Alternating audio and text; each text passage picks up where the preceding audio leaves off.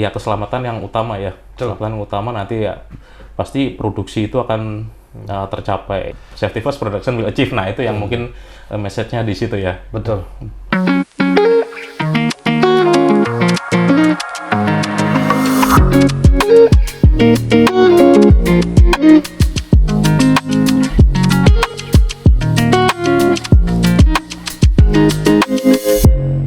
Halo rekan tambang, ketemu lagi di cerita tentang kesehatan dan keselamatan ya PT Borneo Indobara. Oke, pada sore hari ini kita ketemu lagi di host yang berbeda mungkin dari yang sebelumnya. Jadi hari ini mengenai optimalisasi SDM dalam pencapaian target produksi pertambangan tanpa mengesampingkan kinerja keselamatan pertambangan dan lingkungan hidup, bersama narasumber kita yang tidak asing lagi, yaitu Pak Joko Santoso. Selamat sore Pak Joko Santoso. Selamat sore Mas Barno. Kita pertama kali podcast Pak. Mudah-mudahan bagus ya. Iya. Oke, terima kasih Pak Joko ya. Mungkin hari ini mewakili GM MDC ya, Pak Dedi Wijayanto yang berhalangan karena day off. Mungkin Pak Joko sebagai PJS-nya. Mungkin langsung aja Pak Joko ya, kita bincang-bincang santai lah. Nah, jadi nama Pak Joko ini ya, ini sudah tidak asing nih di PT Borneo Indobara. Kadang ada yang manggil Pijek, ada yang manggil Joksan. Ini berawal dari mana kata panggilan nickname ini dari Pak Joko ini? Iya. Jadi sebenarnya itu pembeda aja sih, karena kita tahu kalau di PT Borneo Indobara kan ada 3 orang namanya Joko gitu kan. Yeah. Jadi kadang-kadang ada yang manggil Pak Joko, Mas Jok, Joksan. Nah, terus ada yang bos saya yang dulu nih manggilnya Jeki, gitu kan. Nah, ya. Terus ada juga yang manggil Pih ya, karena mungkin dituakan gitu kan. Iya, dituakan gitu kan. Okay. Nah, kalau jadi makanya udah panggil aja Papi Jeki gitu kan. Pijek gitu kan. Nah, asal-usul namanya itu dari situ ya. Itu karena untuk pembeda 36 kan ada Mas Joko Driver, Joko Project ya. Nah, satu lagi Joko saya gitu kan. Nah, asal usulnya Papi Pijek, nah itu dari situ. Ya, kalau yang Papi yang sebelah itu gelar kehormatan yang lain itu. Kehormatan yang lain ya, itu agak-agak sakral itu. Sakral itu dia mendapatkannya penuh dengan perjuangan. Oke.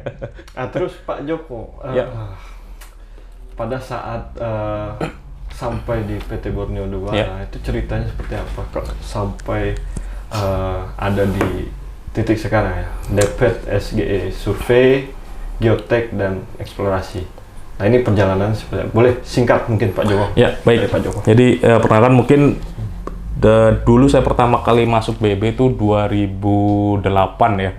2008, nah itu pada saat PT Borneo Indobara itu ya 1 juta kurang, mau ke arah 2 juta gitu, masih berkembang. Nah, untuk saat ini kan kita sudah ke arah pencapaian berapa? 46 ya?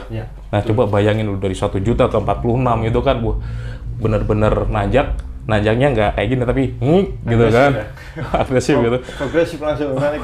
Oh ya, progresif itu kalau di radar ya. Nanti kita bicara. Kita ngomongin radar. Nanti ngomongin radar ya. Nah, itu jadi memang secara perkembangan dari 2008 ya. Di sini saya dulu di exploration, sempat di section exploration, nah terus kemudian berkembang lagi ke modeling dan segala macam hingga sekarang saya diberi amanah untuk megang survei, geotek, dan exploration gitu. Karena background saya juga dulu dari geologi gitu dan S2 saya juga tambang gitu. Berarti gaji pertama dulu dilarikan pertama dulu ya apa disalurkan ke yang berhak pasti ya. Berhak ya kan. Nah, berhak bener ya 2,5% itu. Nah, itu wajib itu. Nah, 2,5% itu ya kewajiban kita lah untuk memberikan kepada yang benar-benar berhak ya, bukan berhak dalam tanda petik gitu.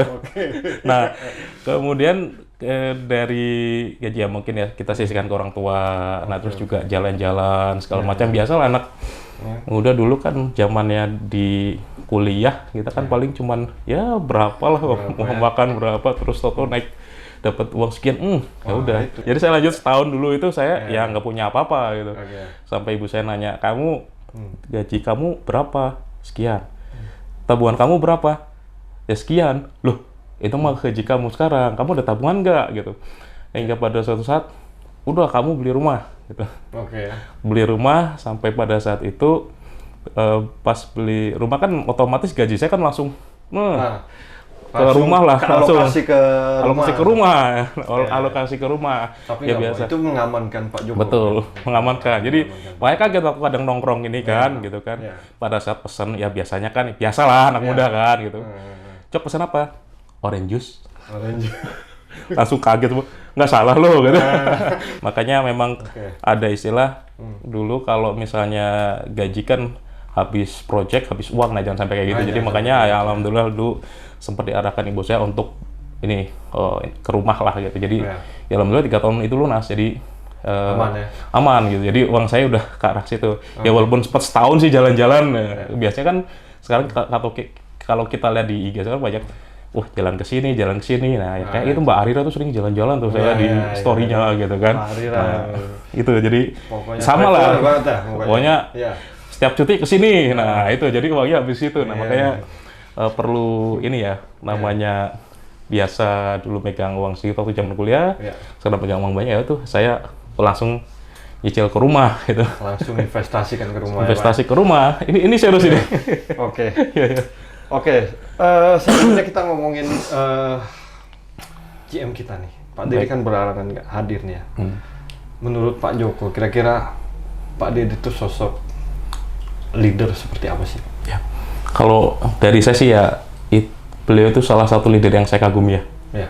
Karena dari kebijaksanaan beliau gitu kan, dia bisa mengatur anak buah di bawahnya yang ya kalau saya bilang Tipenya macam-macam. Macam-macam. Tipenya macam-macam. Unik-unik gitu. Unik-unik ya. Termasuk kita ya. Termasuk. Tapi beliau selalu cross check tabayun dan memberikan solusi. Jadi memang kadang-kadang bawahan ke atas itu memberikan masalah dan juga memberikan opsi-opsi gitu. Jadi kadang-kadang kita di bawah kan memberikan decision itu kadang kan mungkin pandangannya kan berbeda dengan yang di atas, mungkin dia lebih luas gitu kan. Nah, kalau yang saya melihat dari figur Pak Dede ya, GM kita itu ya dia benar-benar secara menyeluruh lah untuk melihat potensi-potensi juga untuk melihat decision makingnya lah gitu. Ya salah satu yang orang yang saya kagumi yang paling bijak lah di sini. Paling bijak. Ya, habis itu ya ada lagi lah gitu. Salah satu gitu. Memang Pak Dede memang panutan kita bersama lah kalau di MDC ya.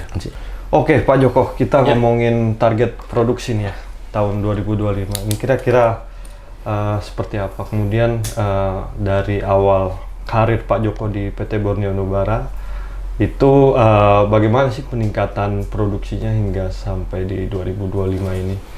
Apa nih yang menjadi challenge buat kita ya, karena areanya semakin besar, area pit dan disposal semakin besar, concern kita juga port semakin sibuk ya untuk kita menaikkan produksi di tahun 2025. Mungkin Pak Joko. Baik. Jadi kalau tadi di awal saya sempat sampaikan saya masuk pada posisi BIP produksi itu masih 1 juta.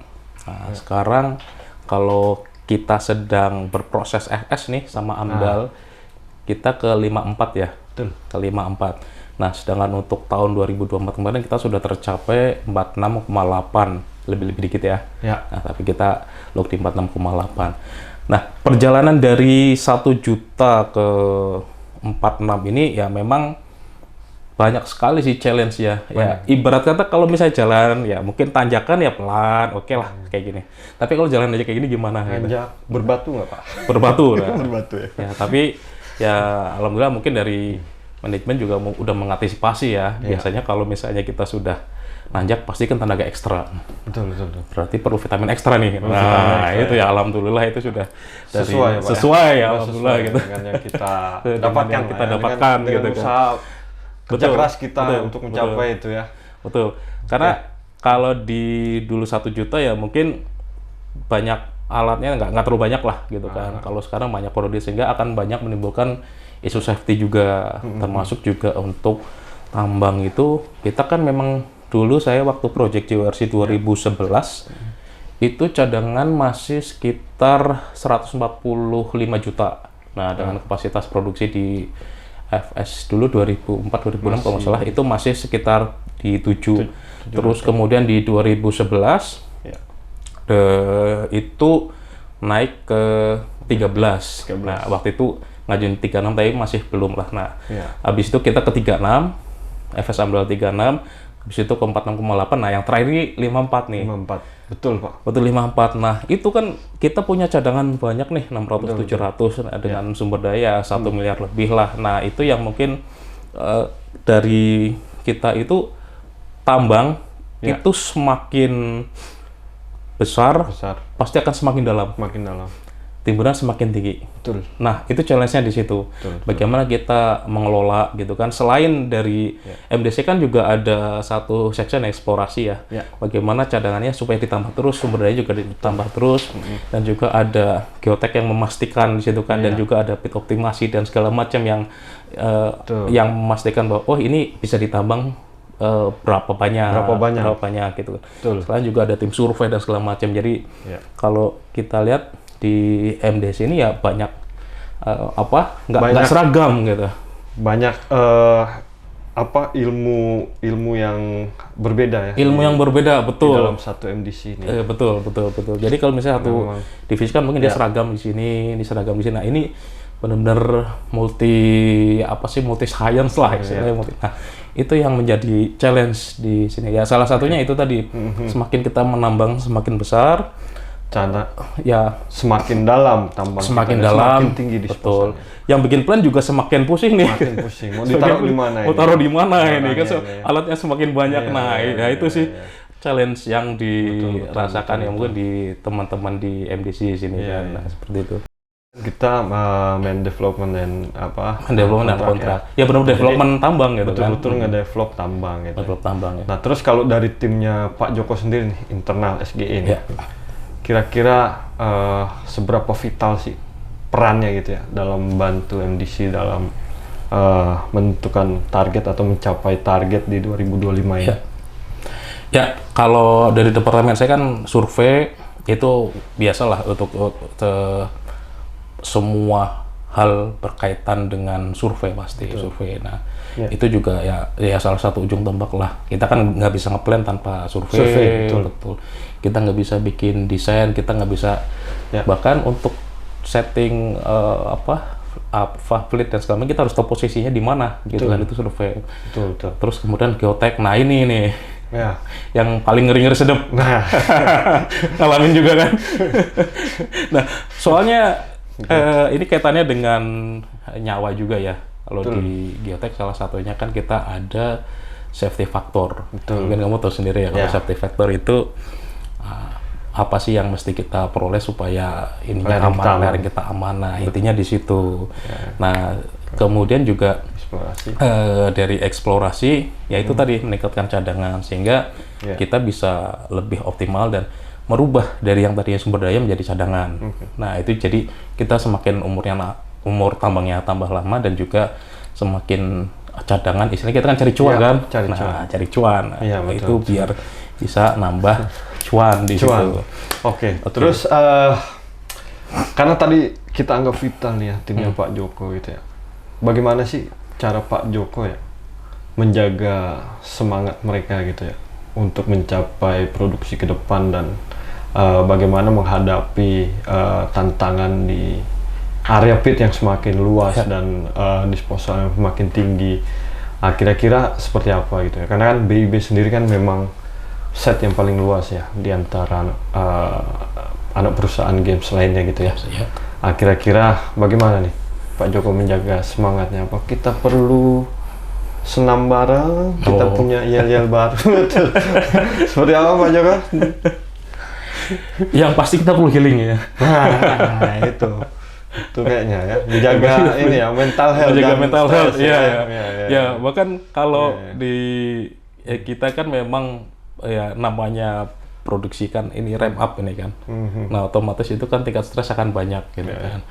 Dan ya wajar lah kadang-kadang emosi tinggi, terus kemudian saya juga merasakan karena untuk tekanan, tapi ya memang ya kita kembali ke sini bahwa kita ke sini untuk bekerja gitu kan. Kita di sini bekerja dan mencari nafkah, dan mencari nafkah itu ibadah. Itu yang pertama ya, saya ke teman-teman udah sabar kan. Biasanya kalau kita lagi kesel gitu kan. Ya, betul. Biasanya apa yang kamu ingat? Yang saya ingat Cicilan. Cicilan. Ya. Masih banyak. Cicilan. Masih panjang. Masih banyak cicilan. Itu salah satunya. Kita ingat cicilan. Nah, kita juga ingat apa namanya? Ini buat saya pribadi dulu ya. Mungkin beberapa teman-teman ada mempunyai pandangan yang berbeda bagaimana kita untuk mental health-nya ya. Betul. Jadi cara kalau masing-masing punya cara masing-masing gitu kan. Nah, kalau dari kita, kalau saya sendiri ya pribadi itu bekerja itu ibarat kata ya ibadah lah gitu. Karena memang dari situlah saya pernah ketemu salah satu orang tua murid, namanya Ustadz Umar Mita ya. Nah, beliau bilang, Bapak jauh di sana, ya memang Bapak nggak bisa ikut pengajian rutin gitu kan. Ini tiap bulan ini saya ada pengajian rutin ini karena parenting untuk sekolah anak saya gitu. Nah itu senang ya, saya sempat itu senang ya bisa pengajian rutin dengan Ustadz. Kadang-kadang Ustadz Umar Mita, Ustadz Saidul Akbar, nah itu kadang-kadang itu anaknya sekelas gitu. Nah itu ya Bapak nggak usah khawatir karena tiap orang punya amalnya masing-masing. Ada yang hafal Quran. Kalau hafal saya, waduh, itu bukan saya banget. Nah, terus ada yang karena bekerja. Kamu hafal berapanya? Saya masih ngapalin Golden Rules dulu. Golden Rules, oh ya, siap. Oke, nah itu jadi kerja nggak sekerja, tapi ini adalah ibadah yang kita lakukan, sebagian dari ibadah, dan kita mencari nafkah gitu kan, untuk keluarga, anak, istri, dan yang berhak beneran ya. Betul. Nah, itu yang kita berpikir bahwa ya kita benar-benar bekerja lah, jadi sehingga kita selalu hatinya bersih. Ya kalau misalnya ada masalah ya itu biasa lah gitu kan. Nah, itulah di situ. Terus kemudian juga mungkin dari beberapa kita kan sering ngumpul ya, jadi ada sesi sharing curhat. Soalnya yang namanya di site, kita kan rata-rata kan SOS ya, single on site. Nah, jadi kadang-kadang kita sering curhat. Dan disinilah ini keluarga kita. Jadi makanya kita sering sharing. Jadi kekeluargaan. Yang salah satu saya membuat bertahan di sini adalah tim kita di sini itu ya kekeluarganya erat.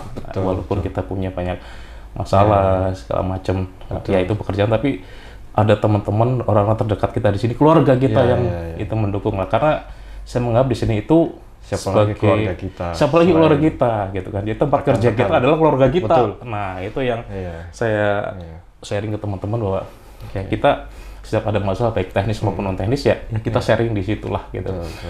Juga sampai kemarin sempat ada ini ya. Kita dari manajemen juga mendukungnya masalah udah membaca bahwa kita itu, wah pasti ini stresnya tinggi. Biasanya kita ada training hard skill soft skill, ini kita training apa? Ada 2 nih kemarin. Stress management dan sama mental health. Nah, di situ kita mengetahui bahwa ternyata tingkat stres kita sampai sini. Terus nanganinnya bagaimana? Nah, itu mungkin ilmu baru juga buat kita sih. Mental health. Oke. Mungkin kita lanjut ke segmen selanjutnya ya.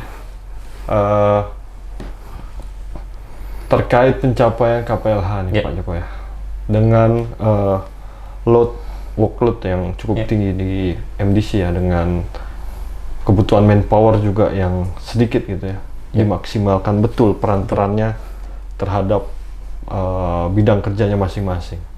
Tapi di sisi lain MDC tetap memprioritaskan KPLH. Nah, itu bagaimana cara Pak Joko ya, maksudnya mencapai KPLH 100%? Baik. Jadi kalau kita bicara tentang keselamatan pertama dan lingkungan hidup ya, KPLH. Jadi keselamatan itu ya memang kita rencanakan dan kita monitor. Jadi salah satu hal yang mesti kita tekankan bahwa semua departemen, semua section, semua yang di sini memang harus komplit dengan KPLH. Baik itu mungkin dari desainnya, wah ini harus benar-benar sesuai dengan FK. Ya. Terus kontrak BCCM nih, ada departemen BCCM di ini. Ya. Ini harus menunjukkan bahwa ini dia izin SUJP dan segala macam itu harus sesuai gitu kan. Nah, kita mulai starting dari situ. Ya. Terus kemudian juga ya, challenge-nya pada saat produksi. Nah, ini dari teman-teman Gotek juga mengawasin dengan alat yang sekarang saya rasa itu lebih powerful ya. Karena pilihannya pada saat bit kita tambah dalam, stabilan lereng pun akan potensinya semakin tinggi ya. High risk, semakin high risk. Yeah. Nah, itu pilihannya kan kita harus monitor terus. Pilihannya nambahin orang buat ngawasin atau improve teknologi. Betul. Nah, jadi kalau kita improve teknologi, nah tapi juga ya mungkin kita combine ya. Jadi dengan penambahan manpower dengan teknologi juga, manpower juga bukan harus banyak, tapi betul. Ya cukup dengan yang sekarang, dengan kita optimalkan nah, kita tingkatkan training ya. Kemarin kita kan habis training yang untuk tenaga teknis untuk radar ya. Betul. Jadi kita bisa mandiri di situ. Nah, pilihannya dua. Nambah alat atau nambah manpower gitu kan. Betul. Nah, itu yang mungkin untung juga di BIB ini support ya. Maksudnya manajemen support sekali gitu ya. Betul. Apalagi kaitannya dengan safety ya, kaitannya dengan safety keselamatan pertambangan ya. Karena memang kalau kita lihat ya keselamatan yang utama ya. Keselamatan yang utama nanti ya pasti produksi itu akan tercapai. Safety first, production will achieve. Nah, itu yang mungkin message-nya di situ ya. Betul. Nah, ini mungkin lebih santai. Kalau tadi kita ngomongin yang serius-serius, ya kita ngomongin yang agak santai. Jadi apa nih tips dan triknya Pak Joko ya untuk menjaga stres anggota, kemudian mental anggota ya, dengan tanggung jawab yang sudah diberikan pada masing-masing itu agar supaya kita achieve gitu ya produksinya gitu ya. Kira-kira apa nih yang perlu Pak Joko sampaikan mungkin ke anggota-anggota Pak Joko di bawahnya yang akan menonton podcast ini? Ya. Tips dan trik sedikit aja mungkin dari Pak Joko. Tipsnya, ya itu tadi. Jadi yang namanya manusia kan pasti akan ada titik lelah gitu kan. Ya. Nah, ini saya sedikit belajar dari kemarin training mental health dan stress management ya. Ada beberapa tips dan trik.